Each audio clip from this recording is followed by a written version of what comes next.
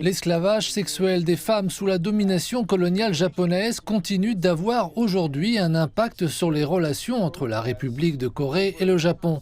Cette manifestation contre l'esclavage sexuel, communément appelée question des femmes de réconfort, représente les efforts déployés par les victimes pour obtenir des excuses sincères et une indemnisation de la part de Tokyo. La nouvelle première ministre japonaise, Sanae Takaichi, a précédemment remis en question l'esclavage sexuel des femmes par le Japon, suscitant ici l'inquiétude des partisans des femmes de réconfort. Nous vous mettons clairement en garde. Une nation qui n'y sont passées et s'achemine vers une puissance militaire ne peut en aucun cas parler de paix. Une victoire électorale ne peut absoudre les crimes de guerre et le soutien politique national ne peut absoudre la responsabilité historique.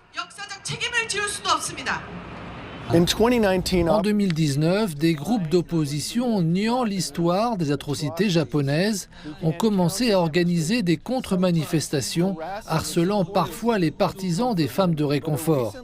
Mais une loi récente a conduit ces groupes à suspendre leurs activités. La semaine dernière, les législateurs de la République de Corée ont convenu de modifier la loi sur la protection des victimes des femmes de réconfort afin de criminaliser ce négationnisme. L'argument du Japon, selon lequel il a déjà présenté ses excuses et versé des indemnités, n'est pas accepté. Ce que les victimes demandaient clairement, c'était la reconnaissance de la responsabilité et des excuses, mais celles-ci ont été omises. Les demandes sincères des victimes ont été ignorées et des accords ont été conclus avec de l'argent et la collusion entre les deux gouvernements. Ces manifestations du mercredi ont commencé en janvier 1992. Aujourd'hui marque le 1739e rassemblement de ce type. Le président libéral de la République de Corée, Lee Jae-myung, a été critiqué pour avoir donné la priorité à la diplomatie.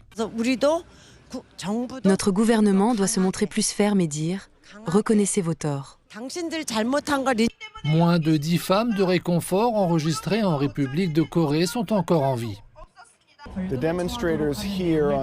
Ici, les manifestants près de la Statue de la Paix affirment que leurs rassemblements du mercredi se poursuivront afin d'amplifier les appels des victimes des femmes de réconfort et leurs espoirs d'un monde en paix et sans guerre.